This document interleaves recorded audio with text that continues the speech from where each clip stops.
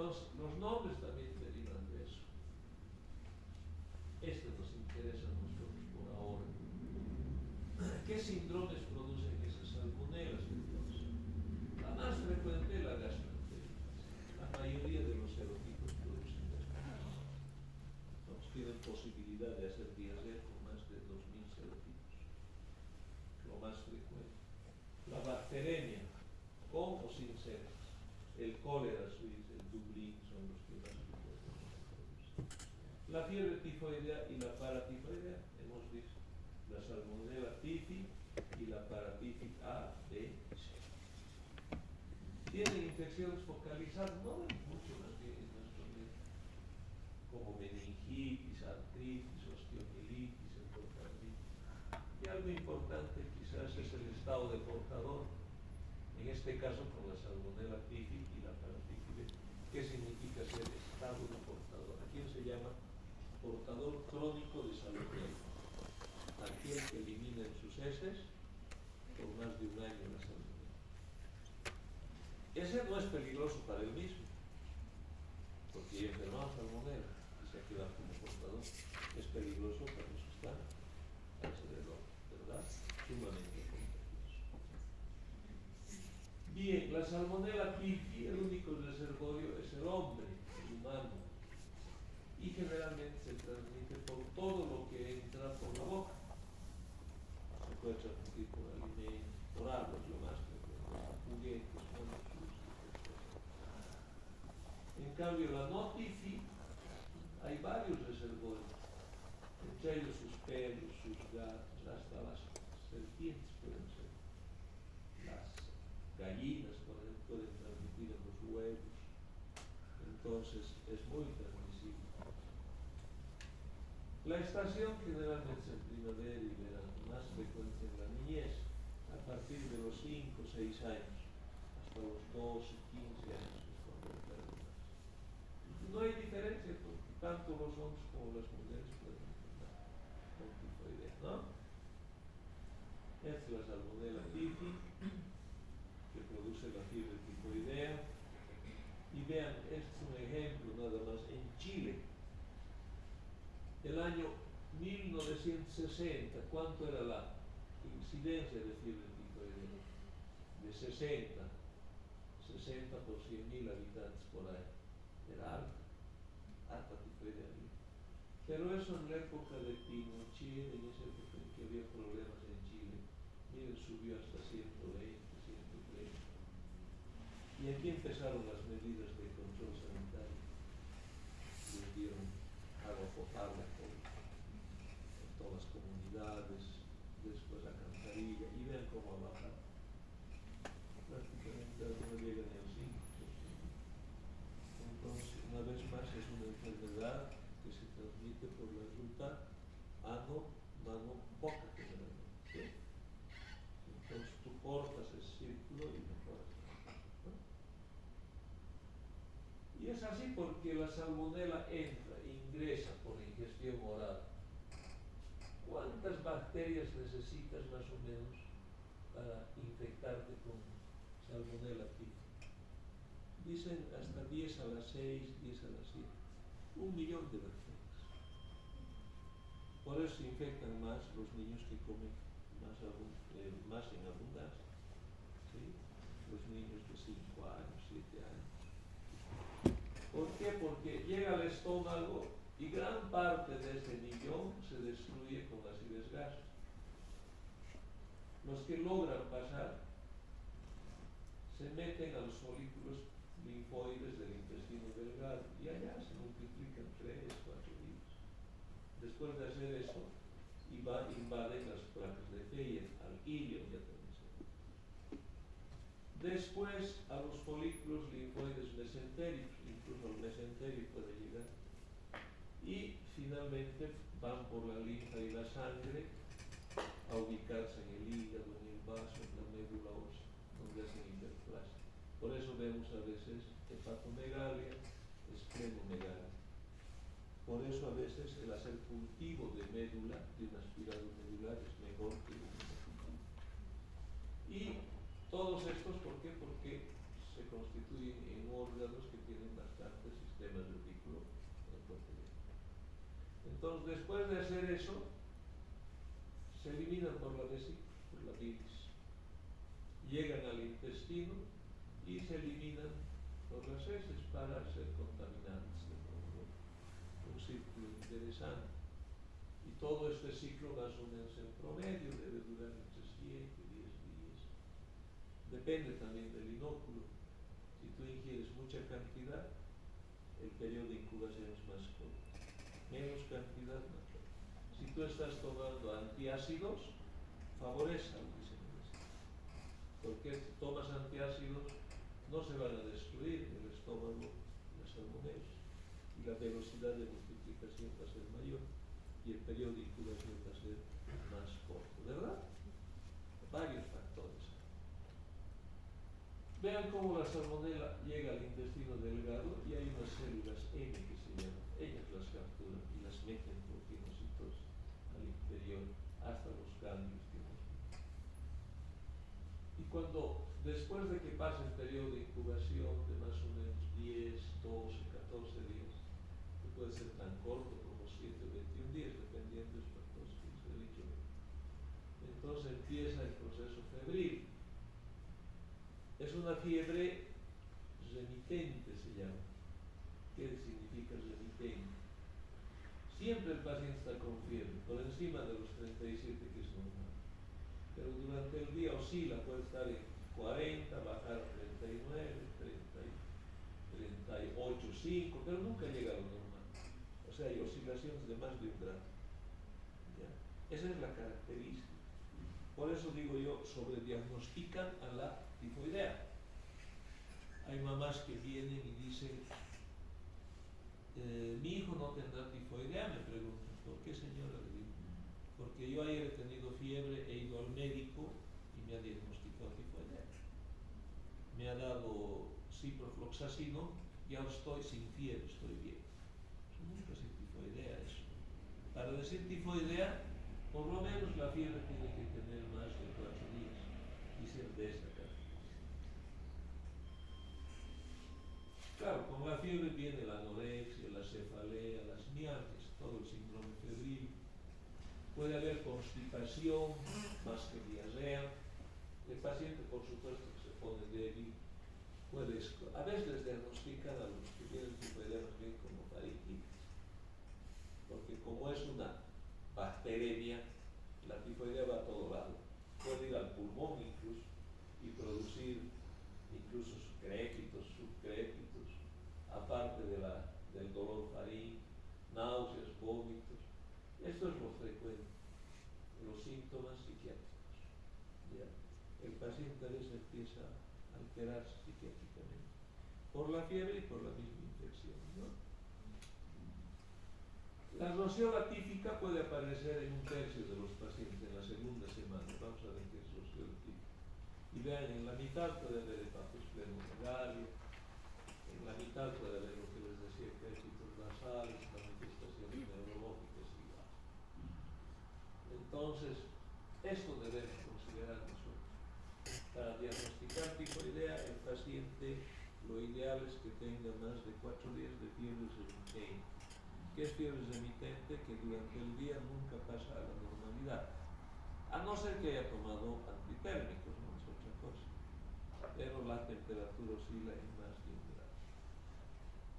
Vean acá, tienen un trabajo en pacientes hospitalizados y pacientes tratados en su casa.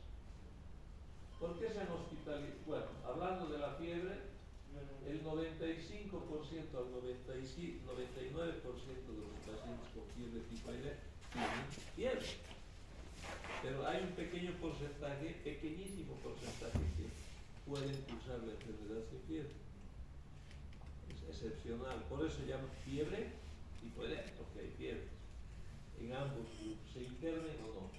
¿Por qué se internan la mayoría? Por la anorexia, porque se deshidratan, porque vomitan, etc. En cambio, los que no vomitan mucho, no hay anorexia, por más de que tengan más esplenomegalia, hepatosplenomegalia o dolor abdominal, les permanecen en la casa.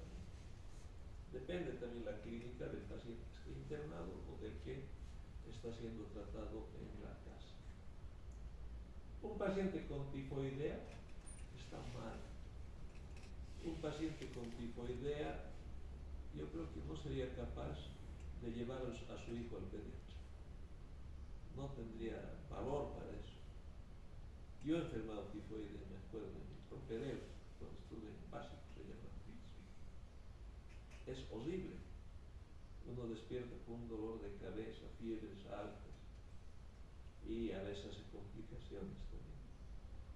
Escuchas lo que nunca te han dicho, ves lo que no hay. ¿Qué es eso? Alucinaciones. Eso uno tiene. Y uno no quiere que levantarse de la cama. Es una enfermedad bien. No son tifoideas aquellos que dicen tengo fiebre y están felices trabajando. No, eso no son tifoideas. El paciente está mal. Estas son las rociolas típicas, ¿vean?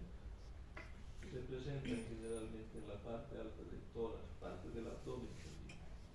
Si ustedes hacen un raspado de esto y cultivan, el cultivo puede ser positivo para salmonela, ¿no? Vean, cuando ataca el intestino, los folículos cómo se empiezan a infartar, a inflamarse. Una placa de vello totalmente inflamada. Y esto se torna como bien friable, un tejido friable, que si pasa una lechuga por aquí, una hoja, es capaz de cortar y el paciente sangra. De ahí el hecho de que a los que tienen tifoidea se les diga que no consuman verduras crudas, porque no se digieren. Las hojas son como gilets que pueden producir todo eso. La dieta blanda será, ¿no? En ese caso. Aquí tienen ilion terminal, en el colon ascendente, etcétera, etcétera. Entonces, todas estas partes están inflamadas. Ahora, ¿en quiénes van a pensar que tienen fiebre tifoidea? ¿Cuáles serían los factores que te hacen pensar? Primero, la edad. Tifoidea en un menor de 5 años no hay. Difícil. Mayores de 5 años. Después, que tenga fiebre de más de 4 días. Porque si no es más de 4 días, puede ser un resfrío, puede ser una faringitis, cualquier cosa. Después, ¿qué otros factores más? Que tenga toda sintomatología dependiente del síndrome febril, ¿no? Todo lo que hemos visto. En esos pacientes uno piensa, ¿no? Y dice, le haré un laboratorio. Para hacer los laboratorios también hay que saber qué pedir y en qué momento pedir. Es de acuerdo a la evolución. Generalmente pedimos un hemograma. El hemograma, a partir del segundo o tercer día de la enfermedad, ya se torna leucopénico, bajan los leucocitos. Pero en los primeros 2 o 3 días pueden haber leucocitosis. Y haya leucopenia o leucocitos, los neutrófilos siempre están predominantes en porcentaje. Por ejemplo, si me dan 4.000 leucocitos con 80% de neutrófilos, bien compatible. E inmediatamente me fijo en las plaquetas. Si las plaquetas descienden un poco, es muy compatible con fiebre. ¿Ya? Acuérdense, la leucopenia con neutrofilia relativa en porcentaje y con trombocitopenia. En cualquier enfermedad puede haber anemia. La velocidad de sedimentación está normal o está baja, no es problema eso. En la serología, para hacer una reacción de Vidal en un paciente que sospecho clínicamente que tiene un hemograma compatible con tifoidea, primero voy a preguntar desde cuándo tiene fiebre. Tiene fiebre desde el domingo, me dice. No le hago todavía Vidal. ¿Para qué le voy a decir? Porque los anticuerpos contra el antígeno somático, sobre todo, o la flagelina, se elevan en la segunda semana. Pero si me dice, doctor, tengo fiebre ya de 8 días, en ese caso me va a ser útil, ¿verdad? Pero el Vidal, ¿hasta cuánto me va a ser útil? ¿Cuán útil es? Si me sale positivo en ese paciente, con sospecha de tifoidea, con La posibilidad de que sea tifoidea, si es positivo el Vidal, solo llega a un 60-70%. O sea, no es 100% si sale positivo. Pero el Vidal sirve más bien para negar tifoidea. Tengo un paciente con sospecha de fiebre tifoidea, con la fiebre de 4 días, cefalea, etcétera, todo. Un hemograma compatible con fiebre tifoidea, leucopenia, neutrofilia, trombocitopenia. Ese paciente está cursando la segunda semana. No ha recibido ningún antibiótico. Le hago un Vidal. Si me sale negativo, puedo curar y recurar que no es tifoidea. O sea, ¿para qué sirve? Para negar. Es muy bueno para negar. El valor predictivo positivo llega a un 60-70% nada más. O sea, para afirmar. El valor predictivo negativo casi alcanza el 100%. O sea, para negar. El paciente espero que no hayan recibido antibióticos y que estén cursando a partir de la segunda semana, ¿verdad? Para eso sirve el Vidal, porque en cambio en Cochabamba, ¿qué es lo que hace? No tiene ni los síntomas de tifoidea requeridos. El hemograma tampoco, pero le hacen un Vidal y le sale una reacción positiva en el tercer día de 1 en 20 o 1 en 40 y ya dicen que es tifoidea, ¿verdad? Si estás en la segunda semana, lo ideal es tener la dilución de más de 1 en 360, mínimo 360, 320.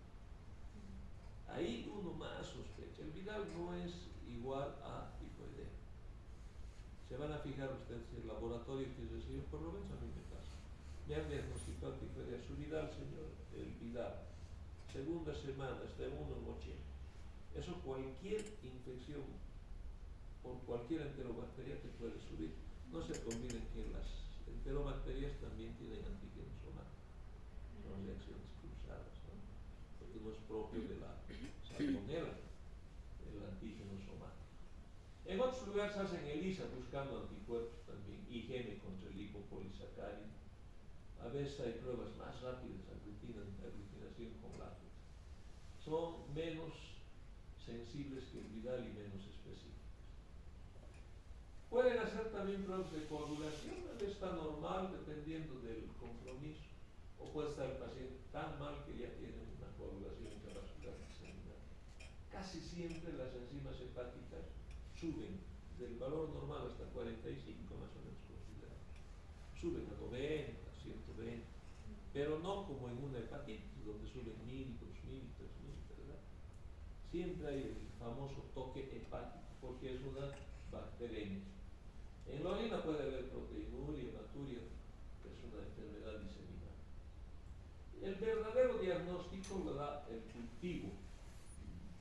Si ustedes en la primera semana hacen un hemocultivo, tienen 80% de posibilidad de encontrar la bacteria, de que el hemocultivo sea positivo. Si hacen en la tercera semana de enfermedad, esa posibilidad baja a un 20%. Pero si en la primera semana hacen ustedes un cultivo de líquido medular, o sea, hacen una punción medular, sacan, vean, es más rendidor que el hemocultivo. ¿Ya? Porque ¿dónde hemos dicho que van las salmonelas? Al tejido retículo endotelial de la médula. Harían una punción hepática que no se hace. Sacarían, también daría positivo. Punzarían el vaso. Sacarían también, porque son tejidos ricos en salmonela. Ahora, en las heces, el cultivo de heces, el coprocultivo, también puede servir. Más de la mitad salen positivos en la segunda o cuarta semana, cuando ya está acabando la tifoidea. La tifoidea, si no tratan, se autolimita después de la cuarta semana. O sea, ustedes no hacen tratamiento. Demasiado valientes para soportarse malestar 4 semanas, ¿verdad? Pero al final no hacen. Igual se autolimita. No es que siempre se va a complicar. Antes, en las heces es menor al 50% la positividad del coprocultivo. Ya en la primera, al inicio de la segunda semana.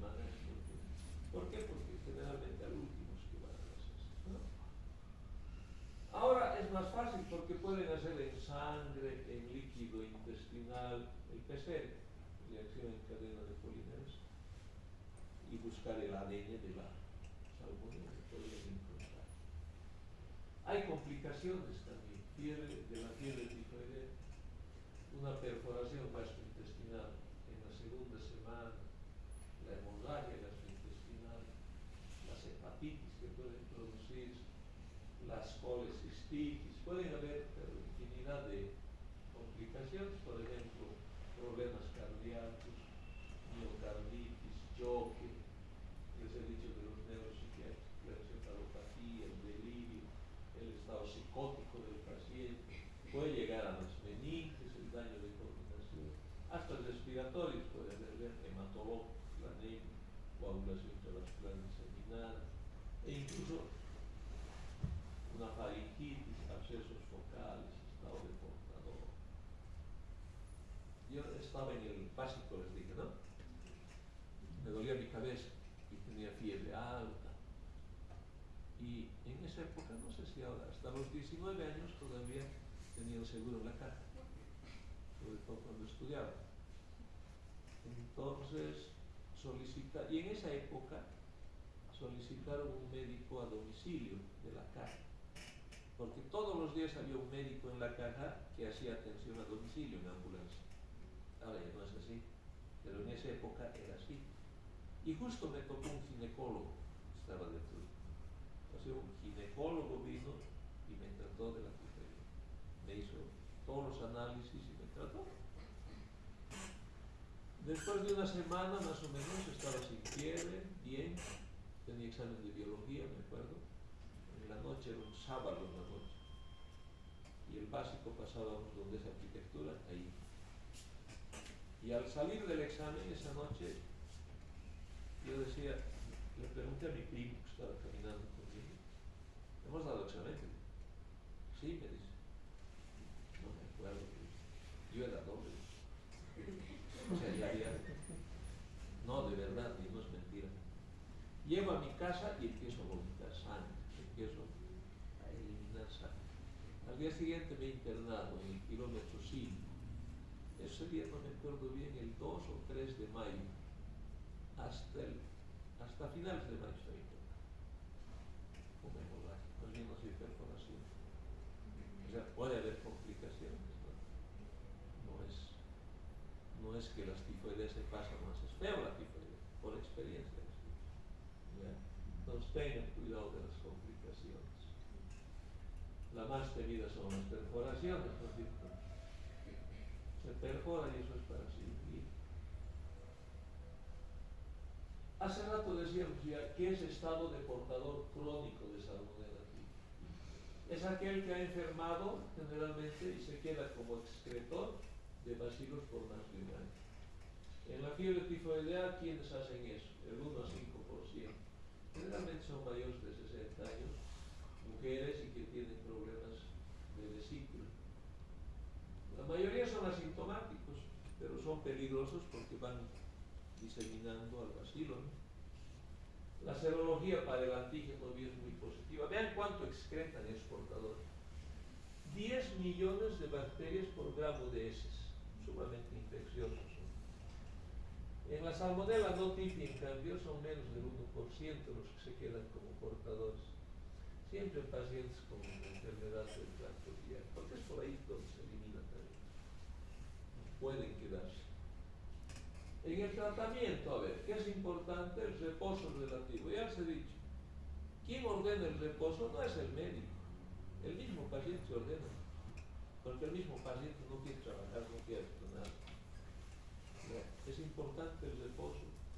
Los cuidados nutricionales, aquí quizás hay que obligar a los niños a que quieran, porque de por sí hay anorexia, pero hay que tener cuidado de dar la cantidad de calorías, de proteínas necesarias. Hay pacientes que se deshidratan, tendrán que ingresar a un servicio para hidratarse enteramente. Es importante. Los antibióticos, que es lo más importante quizás para cortar el ciclo, y es reconocer las complicaciones. Eso es importante en el manejo. Cuando hablamos de antibacterianos, yo creo que el más antiguo, en 1952 salió el cloranfenicol. Se empezó a usar. Después salió la ampicilina, el 61. Se empezó a usar. Y más o menos el 70 llegó el cotrimoxazol. También se empezó a usar. Y tiene su historia. Porque empezaron a usar cloranfenicol en salmonelosis y aparecieron las anemias aplásicas. El 52 se empezó a usar, no el 49, perdón, no el 52, el 49. Y los años 50 ya se tenía miedo al cloranfenicol, porque en los países desarrollados empezó a aumentar la cantidad de aplasias, no tanto, pero ya había, y además asociado con el uso de cloranfenicol. Después apareció la ampicilina y dejaron de usar el cloranfenicol, y sobre todo cuando apareció el cotrimoxazol, prácticamente dejaron de lado el cloranfenicol por miedo a la plasia.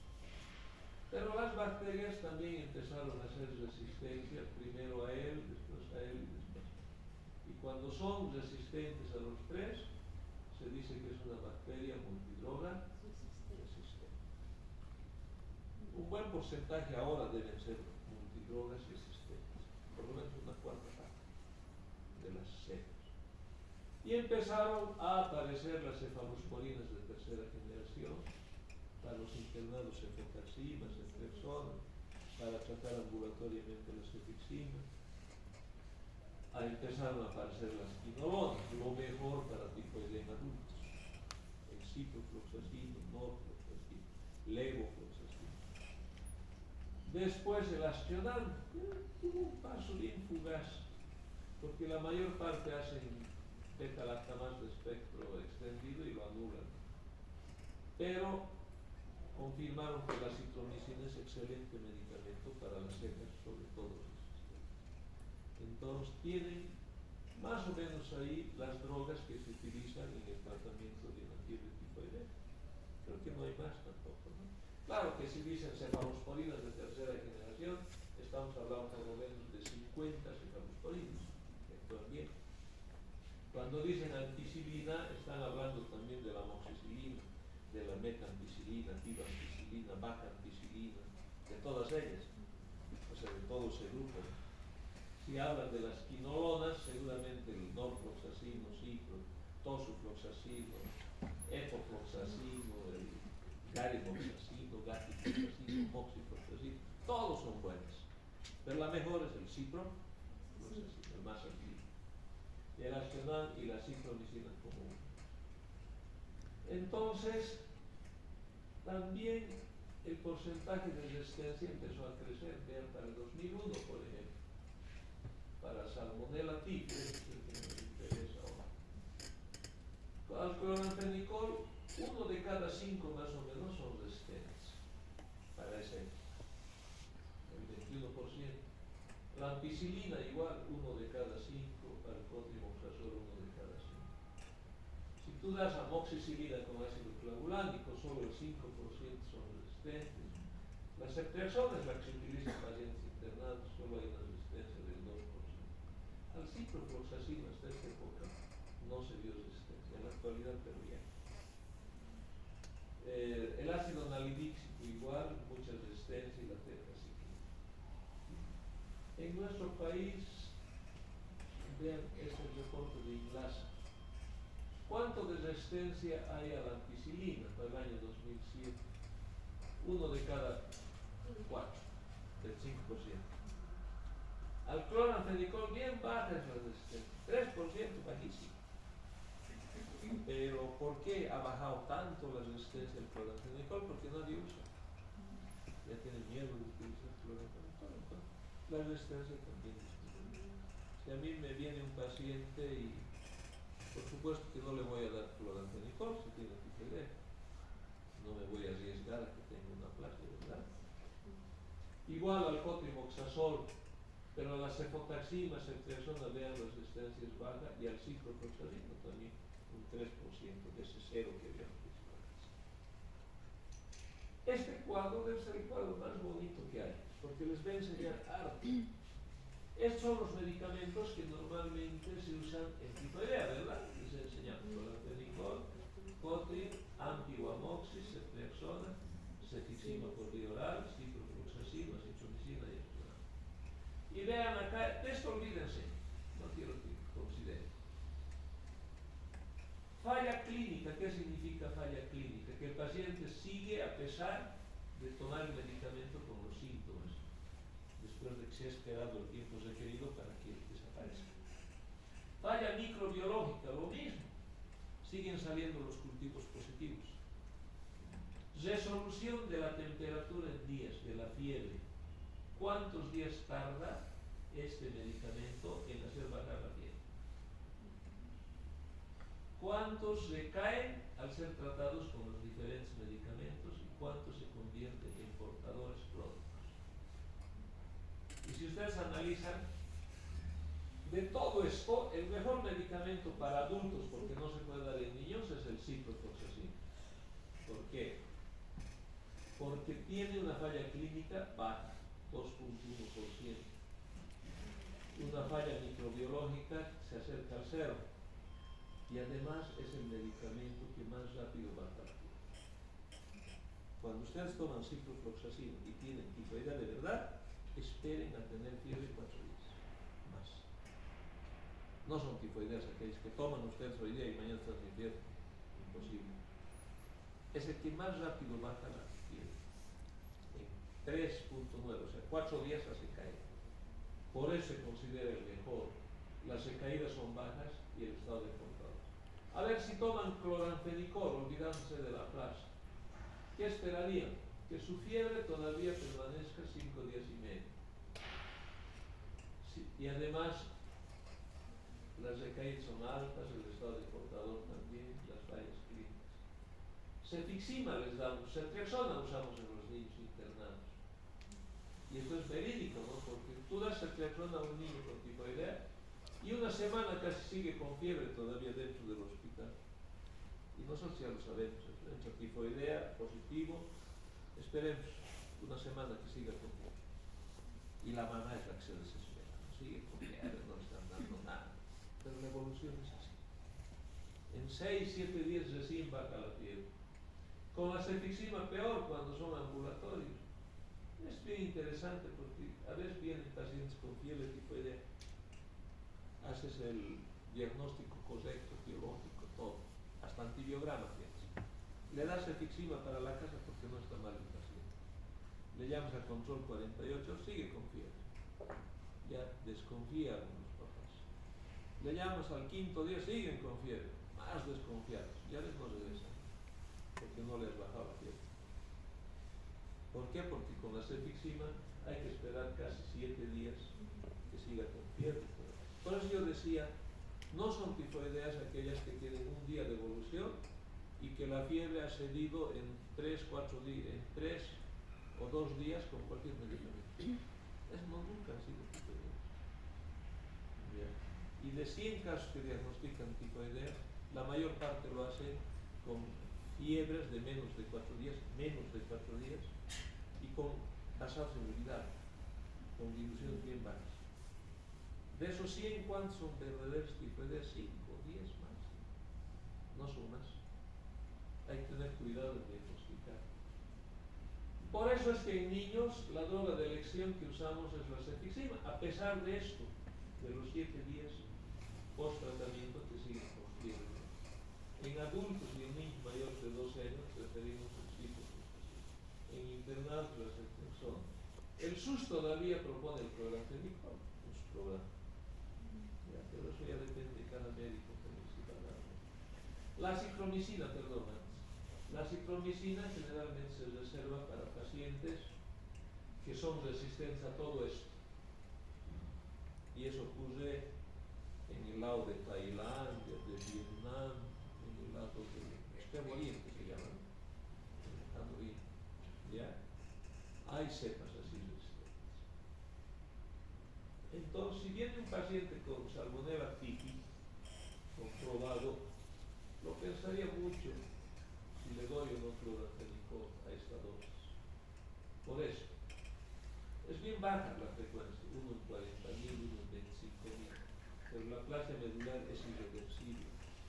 En Bolivia no se hace trasplante de médulas, hay que condenarlo al paciente la planta. ¿Sí? Pero sigue siendo de elección en algunos lugares en nuestro medio.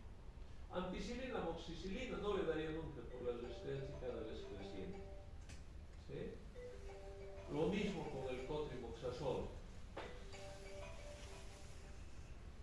Con el cotrimoxazol también lo pensarías. Ahora si me dicen la sensibilidad indica que es sensible a esta droga, bueno, por supuesto que le voy a dar. La ceftriaxona es una droga, o la cefotaxima, prefiero la ceftriaxona porque 40% se elimina por la bilis y la salmonela está en la bilis. En cambio la cefotaxima casi el 90% se elimina por el riñón.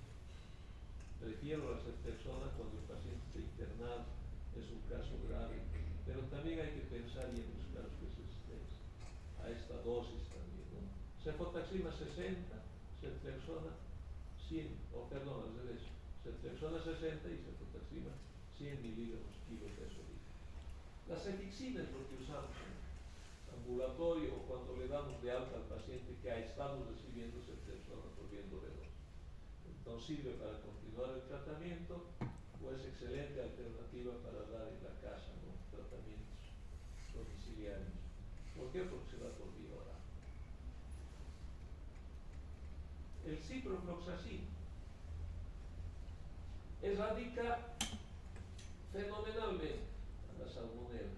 Hay poco porcentaje de recaídas, además de que baja más rápido la fiebre. En 4 días ya baja. Y los días de tratamiento apenas son de 5 a 7 días. Con clorafenicol tienes que usar 14 días, con ampicilina 14, cotrimoxazol 14. Hay gran diferencia.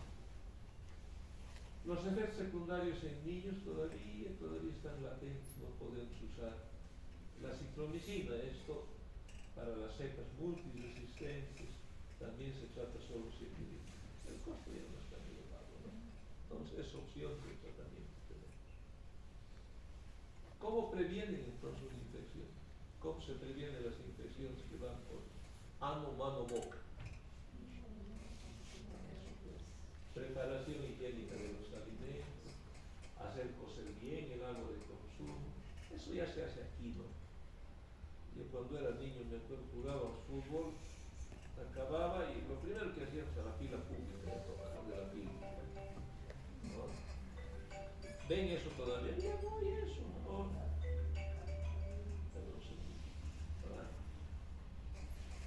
Le voy a llamar, estoy en clase, le llamo enseguida, estoy en clase todavía.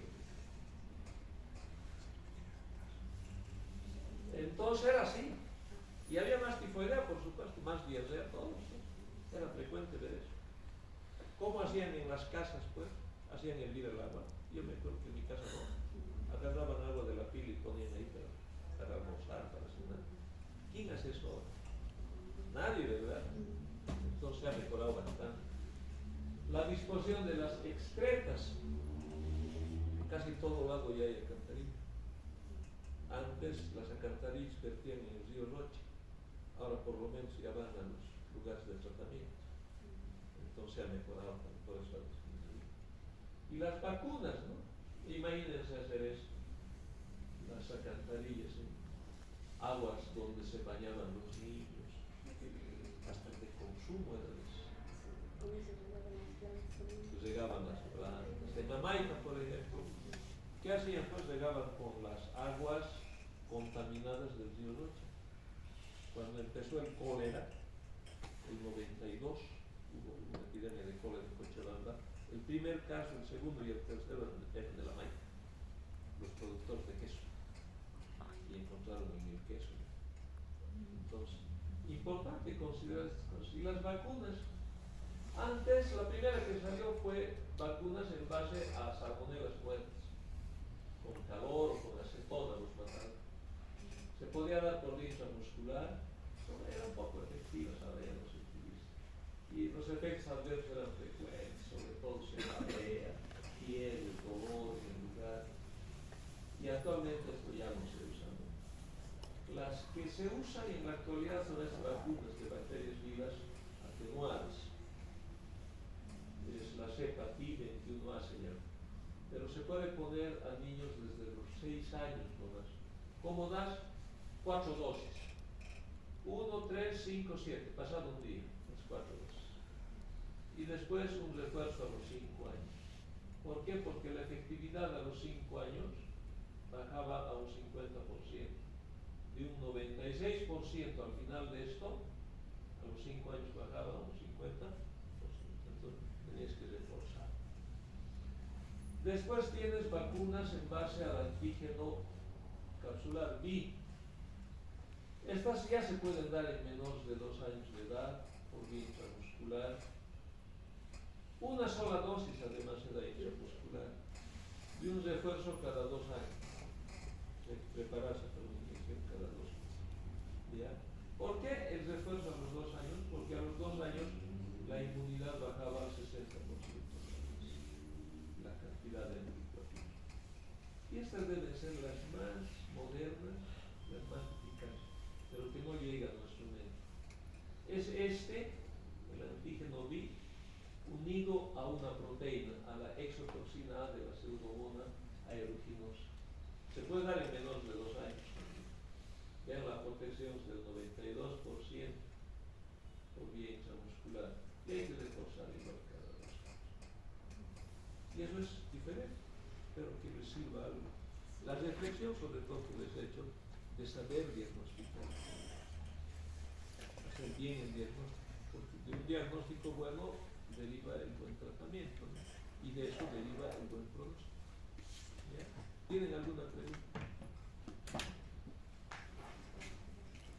Y mañana vamos a ver una enfermedad que está de moda, los que rotan conmigo de la albina. Ustedes han